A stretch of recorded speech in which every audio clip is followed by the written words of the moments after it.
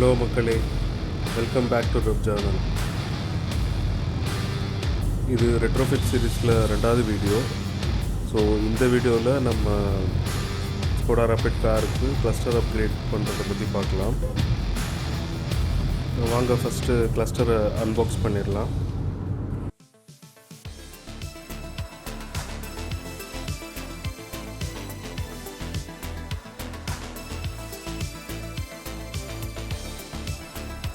இதுதான் அந்த கிளஸ்டர். இது பார்த்திங்கன்னா எங்கேருந்து வாங்கியிருக்கேன்னா கிரீஸ்ன்ற கண்ட்ரியில் இருந்து it is based in Europe. அங்கேருந்து இது சென்னைக்கு வந்திருக்கு இந்த கிளஸ்டர். ஈவன் தோ அந்த ஸ்கோடா ரேபிட் வந்து ரொம்ப ஸ்போர்ட்டியான காராக இருந்தாலும் அதோடய கிளஸ்டர் வந்து ரொம்ப பேசிக்காக தான் இருந்துச்சு. ஸோ அதை நம்ம கொஞ்சம் ஸ்போர்ட்டிவ் வெர்ஷனாக மாற்றலாம் அப்படின்ற ஐடியாவில் தான் நான் இந்த கிளஸ்டரை வாங்கியிருக்கேன்.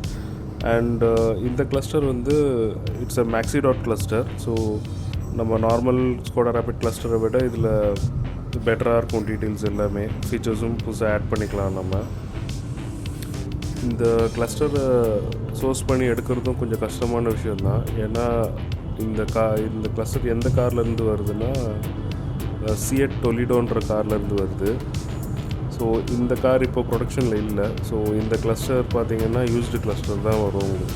உங்களுக்கு புதுசாக கிடைக்காது இந்த cluster, since the car is not in sale.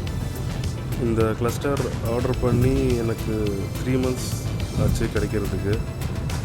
இதுவும் ஒரு ரேரான மாடல்னு சொல்லலாம் இந்த காருக்கு. ஸோ யூரோப்பில் இருக்கிறவர் வந்து இந்த காரை தேடி கண்டுபிடிச்சி அதிலிருந்து இந்த கிளஸ்டரை எடுத்து, நீங்கள் பார்த்தீங்கன்னா இந்த கிளஸ்டரோட ஹவுசிங் வந்து டிஃப்ரெண்ட்டாக இருக்கும் நம்ம ரேபிட் கிளஸ்டரோட ஹவுசிங்கை விட. இந்த பிக்சரில் பார்த்தீங்கன்னா தெரியும் உங்களுக்கு.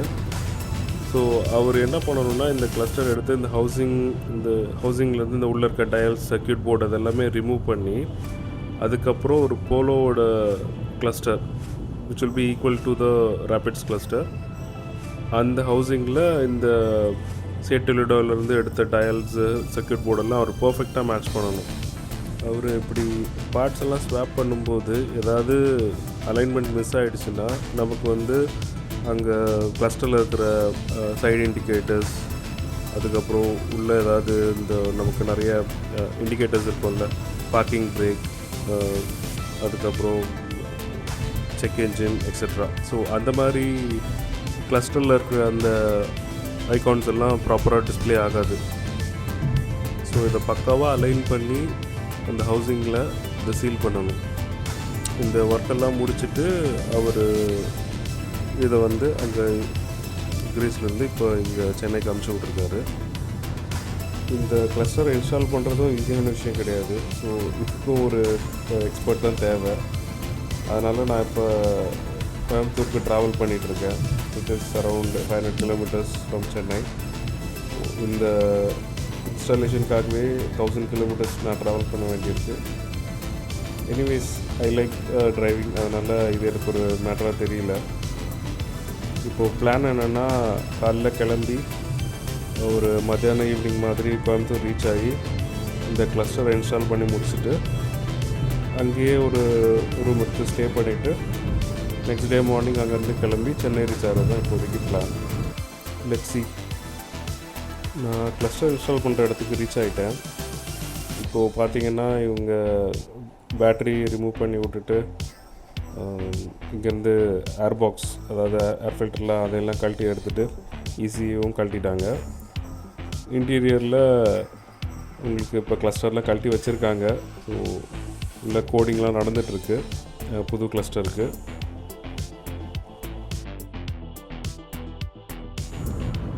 கிளஸ்டர் இன்ஸ்டால் பண்ணியாச்சு மக்களே, பாருங்க எப்படி இருக்குன்னு. செம்ம ஸ்போர்ட்டி லுக்காக இருக்குது இந்த கிளஸ்டர். இந்த காருக்கு இந்த மாதிரி கிளஸ்டர் ரேபிடுக்கு கொடுத்துருக்கலாம், பட் ஏன் கொடுக்கலன்னு தெரியல. யூரோப்பியன் மார்க்கெட்டுக்கு தான் எல்லா பெஸ்ட்டான விஷயங்களும் கொடுக்குறாங்க. இந்தியன் மார்க்கெட்ஸ்க்கு ஏதோ போனால் போதுன்னு கொடுத்த மாதிரி கொடுக்குறாங்க.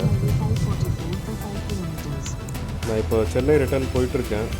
வழியில் ஒரு இடத்துல நிறுத்தியிருக்கேன். கிட்டத்தட்ட ஒரு 2-3 hours ட்ரைவ் பண்ணனால சரி கை காலெலாம் ஸ்ட்ரெச் பண்ணலான்னு சொல்லி இறங்கிட்டேன். இந்த இடம் கொஞ்சம் பார்க்க நல்லா இருந்ததுனால அப்படியே ஒரு ஷார்ட் எடுக்கலாம் அப்படின்னு சொல்லி. வெயில் பயங்கரமாக கொளுத்துது. ஸோ சீக்கிரமாக சென்னை ரீச் ஆகிடலாம்.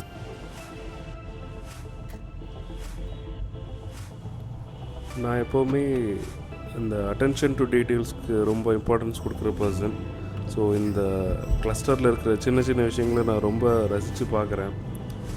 அந்த குரோம் ரிங்ஸ், அந்த 2 டயல்ஸ்க்கும், அதுக்கப்புறம் அந்த நீடில்ஸ்லேயும் அந்த குரோம் ரிங்ஸ் இருக்குது.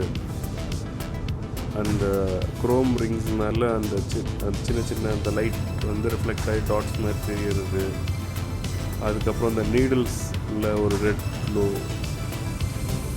அதுக்கப்புறம் இந்த கார் ஸ்விட்ச் ஆஃப் ஆனதுக்கப்புறமும் அந்த 4 நீடில்ஸுமே க்ளோ ஆகுறது. இதெல்லாம் ரொம்ப எஸ்தெட்டிக்கலி ரொம்ப பார்க்க அழகாக இருக்குது. கேமராவில் எந்த அளவுக்கு கேப்சர் பண்ண முடியுதுன்னு தெரியல, பட் நேரில் பார்க்க ரொம்ப நல்லாயிருக்கு. இந்த கிளஸ்டருக்கு எனக்கு இன்னொரு ஆப்ஷனும் இருந்துச்சு. அது என்னென்னா வந்து ஒரு டிஜிட்டல் கிளஸ்டர். அது பார்த்திங்கன்னா இது சைனீஸ் கிளஸ்டர்.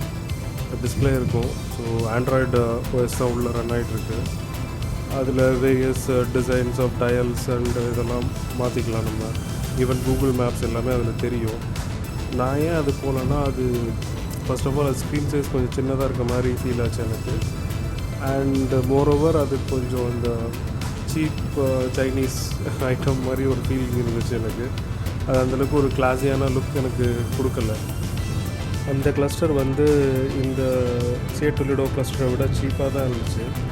பட் இந்த Seat Toledo கிளஸ்டரில் எனக்கு ஒரு அந்த க்ரோம் ரிங்ஸு அது எல்லாமே ஒரு ப்ரீமியமான ஃபீல் கொடுத்துச்சு. So that is the reason I chose this one. And moreover எனக்கு அனலாக் டயல்ஸ்லாம் தான் பிடிக்கும். So I prefer that instead of digital ones. Digital அது ஒரு ஜஸ்ட் ஸ்க்ரீன். நம்ம என்ன வேணால் டிசைன் பண்ணிக்கலாம், என்ன வேணால் அதில் போட்டுக்கலாம், யூஐயில் எப்படி வேணால் சேஞ்ச் பண்ணிக்கலாம். பட் இந்த அனலாக் கிளஸ்டருக்கு அது ஒரு தனி ஃபீல். இந்த அனலாக் கிளஸ்டர் டிசைன் பண்ணும்போது ஒரு சான்ஸ் தான். ஸோ டிசைன் பண்ணி முடிச்சாச்சுன்னா அது அவ்வளோதான். இப்போ இதுவே இந்த டிஜிட்டல் கிளஸ்டர் பார்த்தீங்கன்னா ஒரு சாஃப்ட்வேர் அப்டேட் கூட கொடுத்து நீங்கள் ஸ்க்ரீனில் என்ன வேணால் மாற்றிக்கலாம். ஸோ இந்த அனலாக் கிளஸ்டர் வந்து எனக்கு ஒரு ஆர்ட் ஒர்க் மாதிரி ஃபீல் ஆகுது. உங்களுக்கு எப்படி ஃபீல் ஆகுதுன்னு கமெண்ட்ஸில் சொல்லுங்கள். தெரியல, டிஜிட்டல் திங்ஸ் எல்லாம் ஒன்றும் ரொம்ப பிடிக்க மாட்டேங்குது. வயசாகிட்டே போதான்னு தெரியல. பட் இந்த கிளஸ்டர் எனக்கு ரொம்பவே பிடிச்சிருக்கு. அண்ட் ஆல்சோ அந்த டிஜிட்டல் கிளஸ்டர் வந்து அந்த டேஷ்போர்டில் இருக்க ஹோல் டிசைன் லாங்குவேஜுக்கு சூட் ஆகாத மாதிரி இருந்துச்சு. ஏன்னா எல்லாமே அனலாக் நாப்ஸு, அனலாக் திங்ஸாக இருந்துச்சு. ஸோ இது மட்டும் டிஜிட்டல்னும் போது எனக்கு அது எஸ்தெட்டிக்கலி அந்த டிசைன் லாங்குவேஜோட செட் ஆகலை. எல்லா ஸ்கோடா கார்லேயும் அந்த காரோட இம்மோபலைசர் யூனிட் வந்து கிளஸ்டரில் தான் இருக்கும்.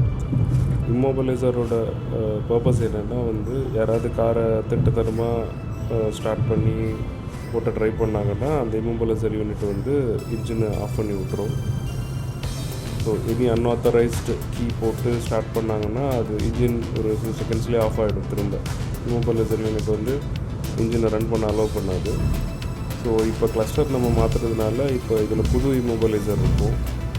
இதை வந்து நம்ம கீஸ் கூட வந்து மேப் பண்ணணும். இதுக்கு வந்து அடாப்டேஷன் சொல்லுவாங்க. இதை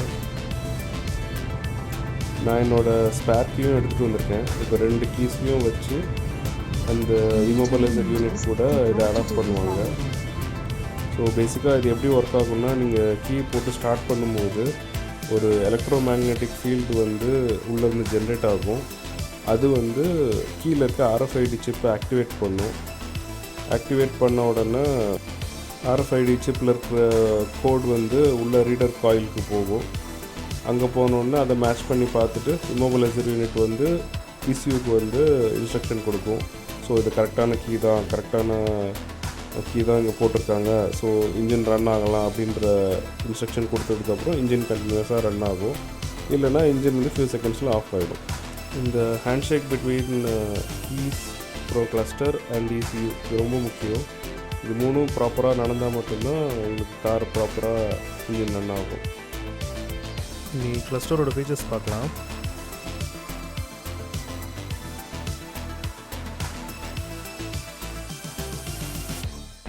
இதெல்லாம் எம்எஃப்டி டீட்டெயில்ஸ். அப்புறம் மெனு போனீங்கன்னா வி ஹேவ் செட்டிங்ஸ். அதுக்குள்ளே லாங்குவேஜ் பார்த்திங்கன்னா ஆல்மோஸ்ட் ஆல் யூரோப்பியன் கண்ட்ரீஸோட லாங்குவேஜஸ் எல்லாமே இருக்குது. அண்ட்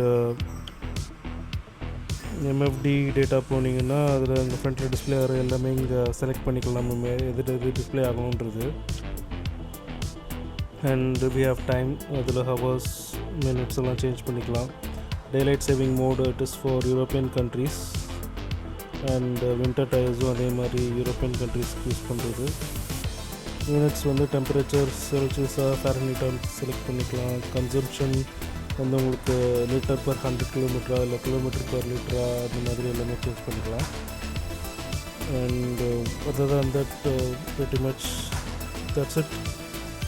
இதில் நமக்கு தேவையில்லாத டீட்டெயில்ஸ் லைக் அந்த வின்டர் டயர்ஸ் அந்த மாதிரி ஆப்ஷன்ஸ்லாம் டிசேபிள் பண்ணிவிட்டு அண்ட் தேவையான ஃபீச்சர்ஸ் லைக் ஃபட்டிக் அலர்ட் அந்த மாதிரி ஆப்ஷன்ஸ் எல்லாம் எனேபிள் பண்ணிக்கலாம். பட் அதெல்லாம் எப்படின்றது நம்ம நெக்ஸ்ட் பார்ட்டில் பார்க்கலாம். இது எல்லாம் சக்ஸஸ்ஃபுல்லாக இன்ஸ்டால் பண்ணி முடிச்சிட்டாலும் பார்க்க ரொம்ப அழகாக எல்லாம் சூப்பராக இருந்தாலும் இதுலேயும் ப்ராப்ளம்ஸ் இருக்குது. அது நான் என்னென்னு சொல்கிறேன். இப்போது இது பார்த்திங்கன்னா உங்களுக்கு நைட்டில் எல்லாமே பார்க்க ரொம்ப நல்லாயிருக்கும். பட் பகலில் ஃபுல் சன்லைட்டில் வந்து அந்த சென்டரில் இருக்கிற டிஸ்பிளே பார்த்திங்கன்னா ப்ரைட்னஸ் வந்து கம்மியாக இருக்கும். வீடியோவில் ரொம்ப மோசமாக தெரியுது, பட் அவ்வளோ மோசமாக இருக்காது. இதில் பாருங்கள், இது மாதிரி தான் எனக்கு தெரியும். இது நீங்கள் ரியல் லைஃப்பில் பார்க்கும்போது இந்த அளவுக்கு பிரைட்னஸ் தான் இருக்கும்.